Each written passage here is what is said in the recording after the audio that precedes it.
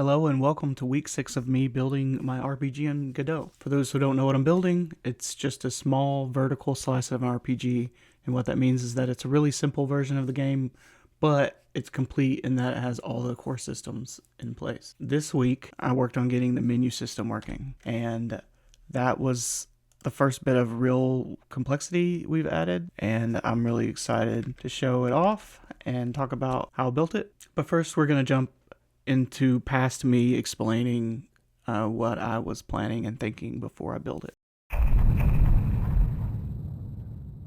Alright, so now I'm going to plan my menus. Menus is where complexity really starts taking off, and so I have to be careful not to get too complex here, but also I don't want to be too simple and limit myself in the future. So I'll kind of start with the simplest design that we could possibly pick, which is we just have a single scene, and that scene would just manage all of the menu. It'd be like a mega menu scene. This is really quick and easy to get going. Basically, at the top of the scene, I would have like my scene script. That scene script would just decide what to show and what to hide at any given moment and have all the logic for the actions in the menu. And then all the screens would be laid out here in the UI. Again, that's really simple and easy to get going, but it's also super tightly coupled and not really extensible. Long term, maintaining that would be a large task. So yeah, I think that probably is not the best case. Even though I'm making a small vertical slice, I don't want to have it be completely useless once I get to the end. I want it to be somewhat reasonable. Option 2, this is where each screen that I'm going to want to create is its own scene, and then just by virtue of it being added to a sort of menu scene that I have here, it would populate into the menu and start functioning all on its own. This is the composition pattern again. So say I could have a menu root, and then I can plug and play particular screens I want to make available on it, and then that menu root will create a sort of navigation for all of those options that have been added. And then once you click on them, they'll pull up that scene's data instead of knowing about the scenes. And this way the scenes don't know about each other, and the root doesn't know about each scene. Each scene handles its own stuff. I think this is probably a pretty good option here. It's the one I'm liking so far. Yeah, I think the next option 3, we can have, instead of individual screens, we could have UI pieces, sort of like a UI library. If you're coming from front-end development, we just build reusable parts. Like we can have a window, a set of tabs, item lists, and party stuff, help text panel. That way we can build screens out of these pieces, and then that's not technically composition, but it's composition. And so all the screens would be put together from smaller parts. That's pretty nice, and it makes building new screens a lot quicker and easier. The only issue I have here really is that it's a lot of extra work to build a library of components, and a lot of times you'll end up building components you don't end up really needing or using, and it can spend a lot of time making those components more generalized, and it's a lot more code that could have issues in it because there's a whole lot more moving parts. So if the game I were making were bigger, I would definitely go this route. But I think I don't have that kind of scale, and I can't really justify going that deep. And then to go even more advanced than that, I could have all of the menus be data driven. So I can pass in like a JSON object and have the menu build itself out based on that object.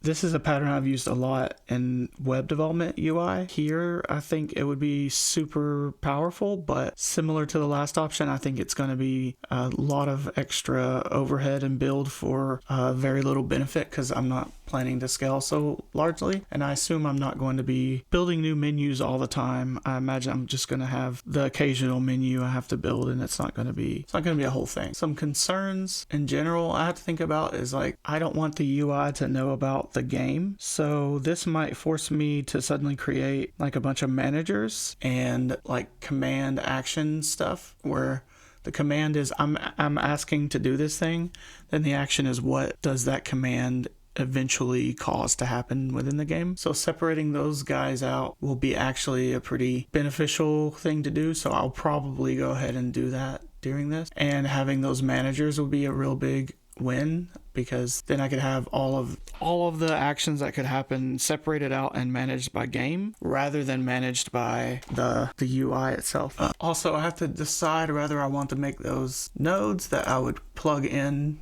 here to a scene, or if I would have sort of a scene that has all of my game nodes that I can just plug in all at once, or if I want to make them like the auto load singletons similar to the event service. The way I make that decision is basically going to come down to should this be accessible from everywhere, or is there going to be like just niche uses of it that are going to be triggered? So if it's something that has a lot of information that's going to be used all over the game, I'm definitely going to want it to be a singleton. That way I don't have to manage those communication paths so strictly.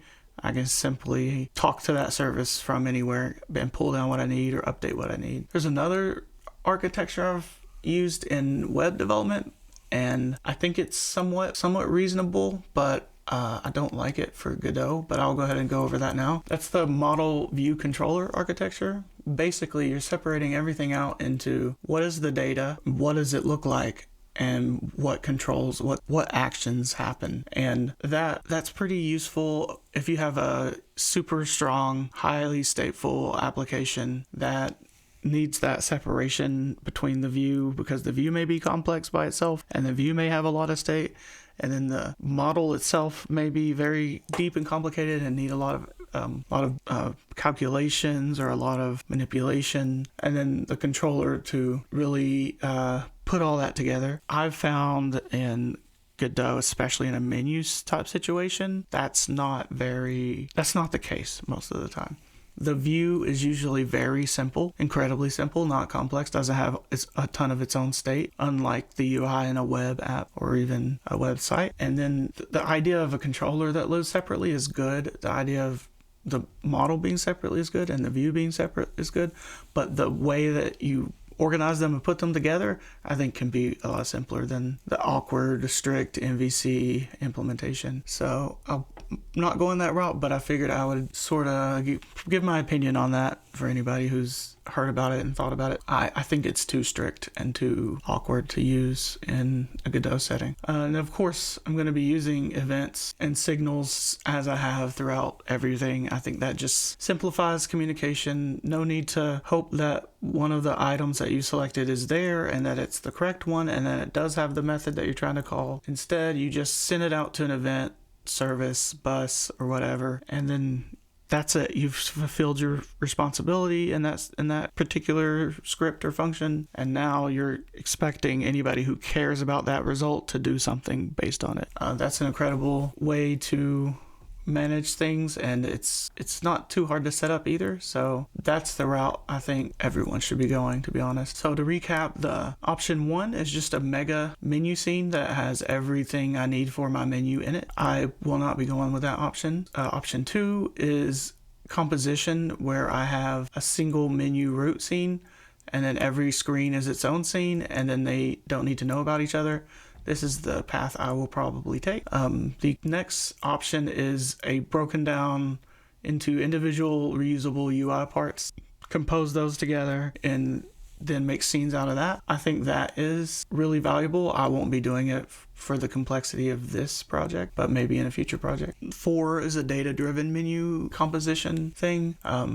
For me, this is too small of a game to warrant that kind of build out, but that is a very powerful and awesome way to build out a game. And if I were making a different kind of game, or maybe even expecting this to be a template for other games, this would be a perfect time to put that in, because then I can reuse that pattern across the game and I can easily build a new command or menu system based on that. So yeah, well, of course these decisions can change based on what happens while I'm trying to implement. So I'll see you on the other side to see what I built and take you through it.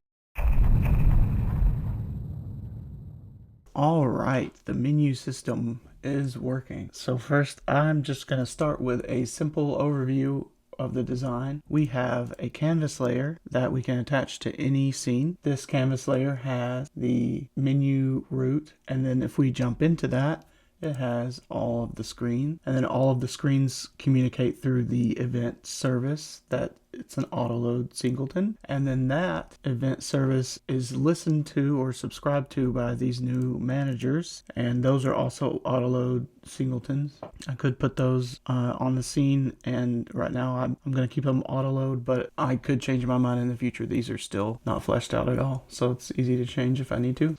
And that's the basics of how it works. So now we'll dive in a little deeper here. Menu root. This is sort of the controller that orchestrates everything, and that lives on the scene on this canvas layer. And basically, what we're doing here is at the very beginning, we go ahead and get all of the screens that are attached to it. This allows us to use composition instead of hard coding. Then we build the menu list from the screens that we found, and then we close the menu. And the reason we close the menu is that we don't want it open just right at the beginning. We want to wait for that key to be pressed.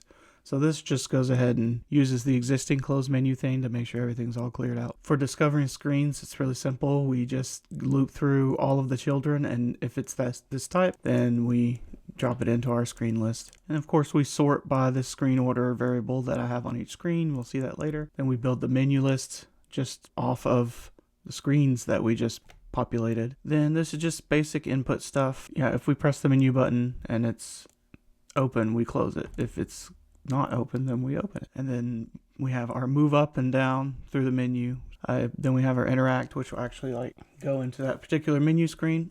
Then here's our open menu code. We're basically just setting all the variables that we need to set and pausing the game. And since we set the process node always, this won't be paused when we pause the game, but everything else will. This is what happens when you hit the interact button.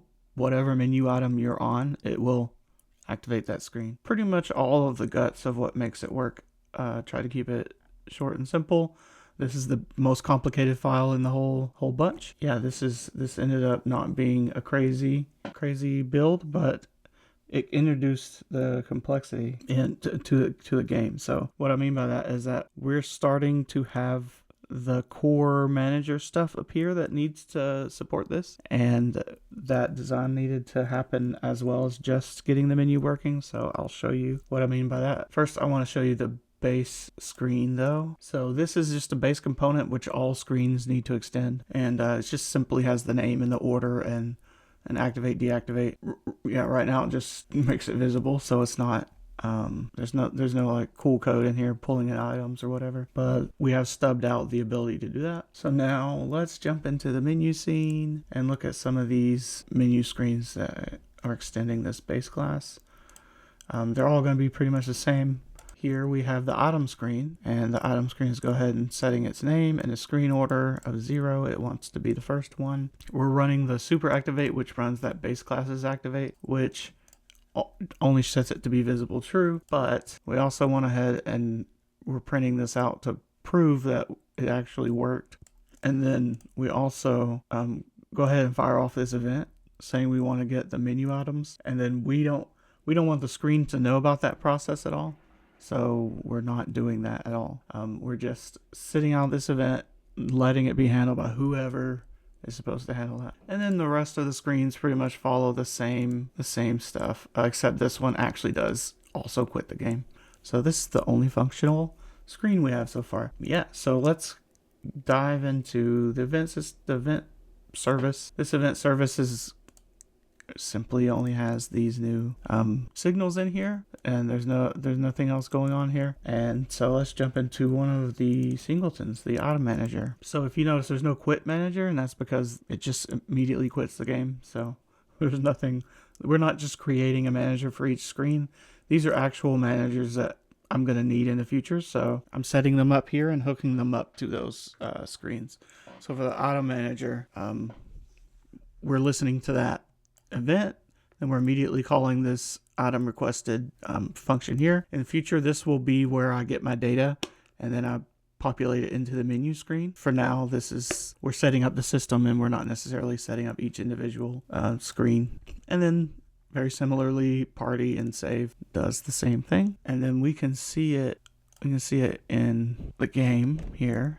If I press my escape key, I get the menu, And then I have all of my screens that I've added to it. This is composition, so all I've got to do is create a new menu screen that extends the base menu screen, drag and drop it onto that menu root item, and then it will appear here in the order that I've set. And if I click on it, can't see anything happen in game, but you can see that we get these logs here. Oh, I guess I forgot. I have this little label, this coming soon label, so you can see something in the game.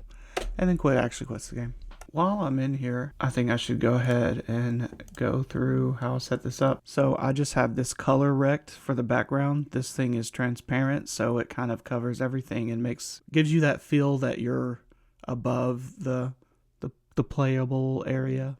Then I created this box container here. This box container basically just gives me a box to put stuff into and organize stuff into. Then I have a menu list on the left. This is also another box container with a begin alignment. And here's I set it to full rect. That way it's just always covering the max of the box I'm looking at. So, and then this is set to begin with 120 pixel custom minimum width. And then we have the screen container. This is where the screens are going to live. It's just right beside the menu list. This is also just a regular control, nothing really special to it. It's just where we're going to drop the screen information. Then for the item screen, there's just that placeholder label. That's what showed in the game. This little label here.